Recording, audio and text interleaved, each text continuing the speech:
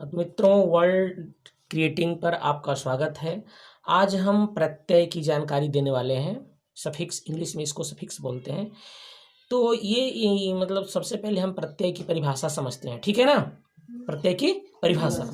तो प्रत्यय क्या होता है? किसी शब्द के अंत में जोड़ने वाला, किसी शब्द के अंत में जोड़ने वाला शब्द का अंश, शब्दांश। किसी शब्द के अंत में जुड़ने वाला शब्दांश प्रत्यय कहलाता है। ये शब्द के अंत में जुड़ता है, शब्द के अंत में जुड़ता है। तो ये देखिए, हिंदी और संस्कृत दोनों के लिए लगभग एक सा ही है। जैसे कि हम इसको हम एग्जाम्पल द्वारा समझ लेते हैं। जैसा कि अभी मैंने बताया कि शब्द के पहले तो शब्द के बाद ये जुड़ जाएगा, है ना। शब्द के बाद ये जुड़ जाएगा तो शब्द में संज्ञा भी हो सकता है, सर्वनाम, विशेषण, क्रिया विशेषण, आपको क्रिया कुछ भी हो सकता है। तो ये शब्द के बाद जुड़ जाएगा और शब्द में कुछ विशेष उसके अर्थ में कुछ विशेषता पैदा करेगा, कुछ परिवर्तन पैदा करेगा, कुछ न कुछ मतलब परिवर्तन पैदा करेगा। तो हम इसको एग्जाम्पल द्वारा देख लेते हैं। जैसे कि भू में, भू एक धातु है, भू क्रिया है। भू में कत प्रत्यय लग जाएगा तो भूतः। भू में अगर तव्य प्रत्यय लग जाएगा तो भवितव्य।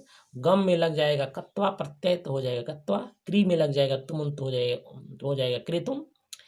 तो अब हम इसको आगे अभी आगे और विस्तार से बतलाने वाले हैं। तो इस वीडियो के अंदर ये आप अगर ये बहुत ही मतलब ये शॉर्ट वीडियो है, शॉर्ट मतलब छोटी वीडियो तो नहीं है, ये वीडियो मैं छोटा ही बनाऊंगा।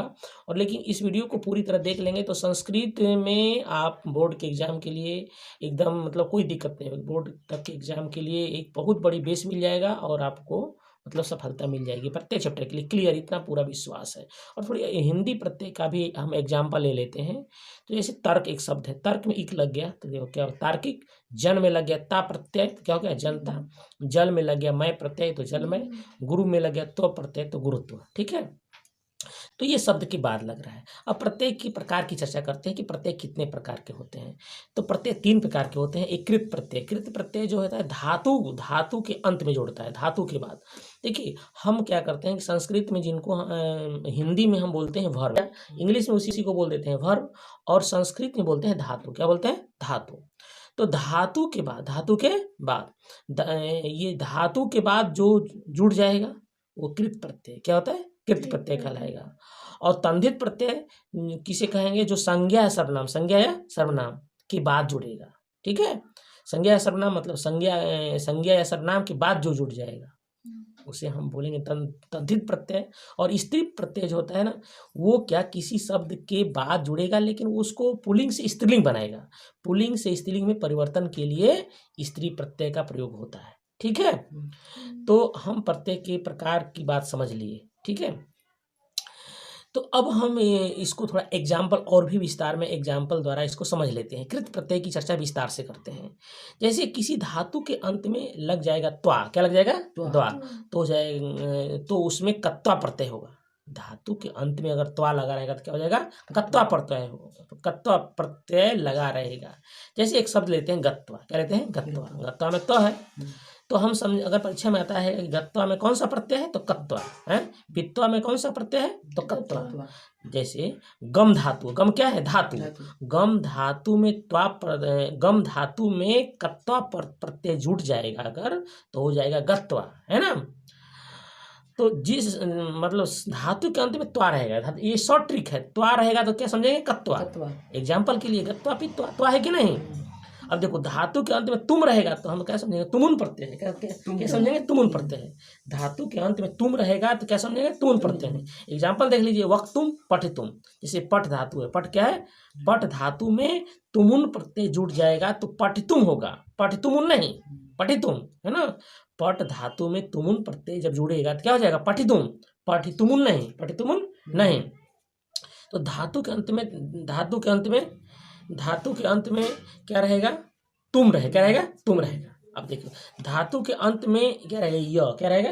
य। धातु के अंत में क्या रहेगा? य। तो हम जाएंगे तब समझ लेंगे कि लेप प्रत्यय है। क्या समझेंगे? लेप प्रत्यय है, ठीक है ना। जैसे संपीय, क्या है? संपीय। संपीय में कौन सा प्रत्यय है? लेप। परिपक्ष में कौन सा प्रत्यय है? लेप प्रत्यय है ना। परि उपसर्ग है इसके अंदर, है ना। परि उपसर्ग है, पच धातु है, लेप प्रत्यय है, ठीक है ना। ठीक है। इसमें अब देखिए जैसे कि धातु के अंत में त रहेगा, धातु एक ट्रिक है ना। आप प्रत्यय से भी लोग डरते हैं कि कैसे कैसे होता है, संस्कृत से भी लोग अक्सर दूर भागते हैं कि कैसे कैसे होता है। तो ये मैंने ये जो वीडियो बहुत ही मेहनत से मैंने इसको बनाया है, ये बोर्ड के लिए बहुत ही फायदेमंद वीडियो है। तो इसमें जैसे मान लेते हैं वान रहे, किसी धातु के अंत में क्या रहेगा, वान, तो कौन सा प्रत्यय है, कत्वतु। अब भू धातु में कत्वतु लगेगा तो आप सोचेंगे कि भू कत्वतु होना चाहिए, सोचेंगे ऐसा, लेकिन ऐसा होगा नहीं। भू धातु में कुछ संस्कृत का नियम है, संस्कृत में वर्ण निर्माण, संस्कृत में शब्द निर्माण की विधि होती है, उस विधि को हम बाद में चर्चा कर लेंगे, ठीक है ना। ठीक है। तो उसमें क्या हो जाएगा, भू धातु में अगर भू धातु में कत्वतु प्रत्यय लग गया तो क्या हो गया, भूतवान। लेकिन वान रहेगा, शब्द के अंत में क्या रहेगा, वान, शब्द के अंत में रहेगा वान, तो भूतवान। गम में रहेगा कत्वतु तो क्या हो जाएगा, गतवान। मतलब वान अगर लगा है तो समझेंगे कत्वतु है। परीक्षा में ऐसे रहेगा कि गतवान में कौन सा प्रत्यय है, अब 4 रहेगा, कत्वतु, सत्री, सानस, तबे, तो आपको कत्वतु को मतलब ब्लैंक से वो करना है, रंगना है, ठीक है।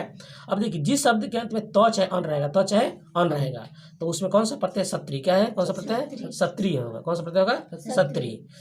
तो जैसे गच्छन, क्या है, गच्छन, गच्छन, पश्यन, पश्यन है ना, पश्यन, गच्छन, पश्यन में कौन सा प्रत्यय है, सत्री, ठीक है ना। अच्छा, जिस शब्द के अंत में आना रहेगा, क्या रहेगा, धातु, जिस धातु के अंत में आना रहेगा तो कौन सा प्रत्यय होगा, सानच। कौन सा प्रत्यय होगा, सानच। जैसे पचमाना, यजमाना है ना। अब ये नहीं रहेगा, पच धातु है, पच क्या है, धातु, पच धातु में सानच लग गया तो पच सानच, पच सानच, ऐसा नहीं है, ऐसा नहीं है। ये क्या होगा, पचमाना, यजमाना, यजमाना में कौन सा प्रत्यय बोलो, सानच। जिस धातु के अंत में व्यय रहेगा, व्यय, आधा व और व्यय रहेगा, उसमें कौन सा प्रत्यय होगा, तव्य। उदाहरण देख लीजिए, भवितव्य, गंतव्य। भवितव्य में है भू धातु तव्य प्रत्यय, है ना, भू धातु और तव्य प्रत्यय। इसमें गंतव्य में गम धातु और तव्य प्रत्यय, है ना।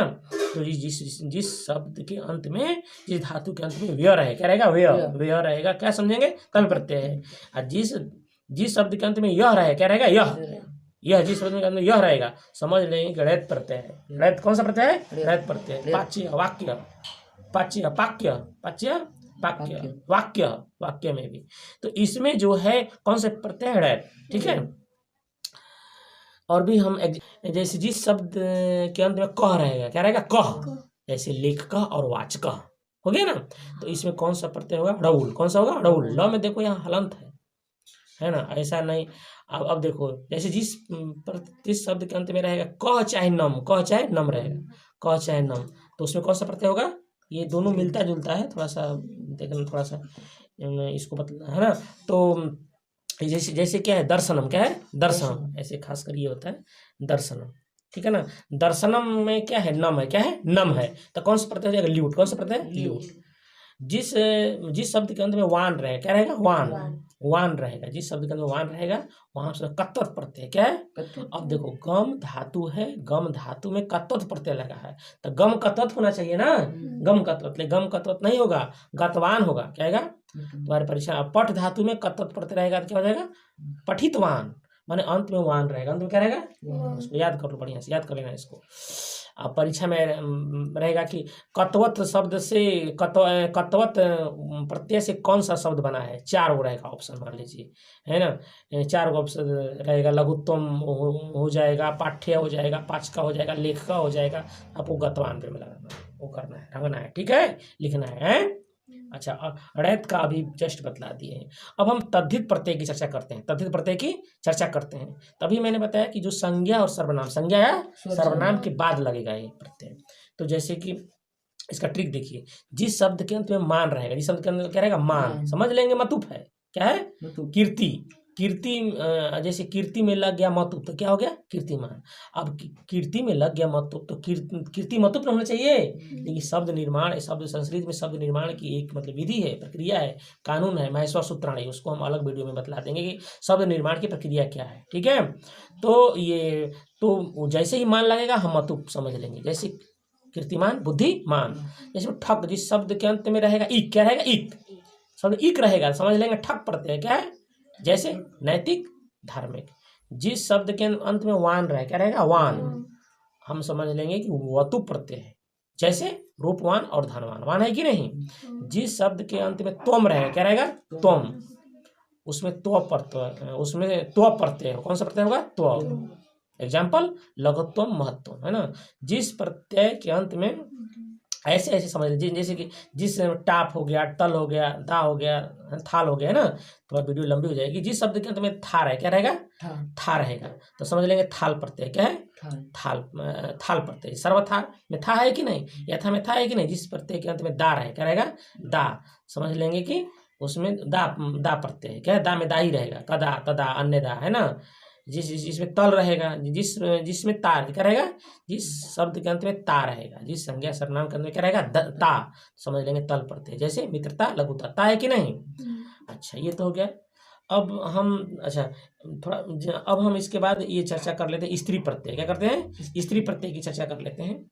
हिंदी प्रत्यय में उतनी ज़्यादा दिक्कत नहीं है। हिंदी प्रत्यय में ज़्यादा प्रॉब्लम, थोड़ी सी उलझन थोड़ी संस्कृत प्रत्यय में होती है। हिंदी बहुत ही आसान है प्रत्यय को समझना हिंदी में। संस्कृत में थोड़ा सा है, थोड़ा सा लेंथी टाइप का है, तो उसको मैंने शॉर्ट में उसको मैंने बनाने की कोशिश की है। आपको ट्रिक को बतला रहा हूँ, उसे आप पकड़ लेंगे। जैसे एक में टाप लग गया, क्या लग गया, एक में टाप लग गया, क्या हो गया, एक का स्त्रीलिंग हो गया, एक पुल्लिंग एक का स्त्रीलिंग। श्वेत में लगा टाप तो श्वेता, है ना, पुल्लिंग से स्त्रीलिंग बनेगा, पुल्लिंग से। अब देखो सेवक में टाप लग गया, सेविका। भवत में लगे इंगित प्रत्यय, क्या लगे, इंगित, तो भाव हो गया भवती, बहुत पुल्लिंग, है ना। श्रीमत में लग गया इंगित, श्रीमती, इंगित प्रत्यय। बुद्धिमत में लग गया इंगित, तो बुद्धिमती प्रत्यय। विद्वस में लगे इंगित, तो विदुषी प्रत्यय। साधु में लगे इंगित, तो साधु प्रत्यय। अब आपको रहेगा परीक्षा में रहेगा साधु में कौन सा प्रत्यय है, तो आपको 4 ऑप्शन रहेंगे, इंगित, तुम, अरे इंगित रहेगा, टाप रहेगा, ठक रहेगा, कत्वत रहेगा, तो आपको इंगित में लिखना है। रहेगा पितामह में लगेगा इंगित, क्या हो जाएगा, पितामही, कौन सा प्रत्यय, इंगित। अब जैसे इंद्राणी है, क्या है, इंद्राणी। इंद्र, देखो इंद्र शब्द है, इसमें 2 प्रत्यय है, आन और इंगित, आन और इंगित। इंद्र में आन और इंगित 2 प्रत्यय मिलने से बना इंद्राणी। भव में भी वही है, भव में आन प्रत्यय और इंगित, हो गया भवानी। मातुल में आन प्रत्यय और इंगित 2 डबल प्रत्यय है, हो गया मातुलानी। उपाध्याय में आन प्रत्यय और इंगित 2 प्रत्यय, उपाध्यायनी, उपाध्यायानी। हिम में लग गया उसी प्रकार से हिमानी। रुद्र में लग गया आन प्रत्यय और इंगित प्रत्यय, क्या हो गया, रुद्राणी। ठीक है, तो अब हिंदी के उपसर, ये मैंने संस्कृत के वीडियो के प्रत्यय की चर्चा कर दिया इस वीडियो में। हिंदी के प्रत्यय में कोई दिक्कत नहीं, वो जैसे आसान टाइप का। जैसे ससुर में लग गया आल, तो ससुराल। मामा में लग गया एरा, तो ममेरा, है ना। ठीक है, तो ये इस तरह की वीडियो हिंदी के लिए भी स्पेशल बना दूंगा मैं वीडियो।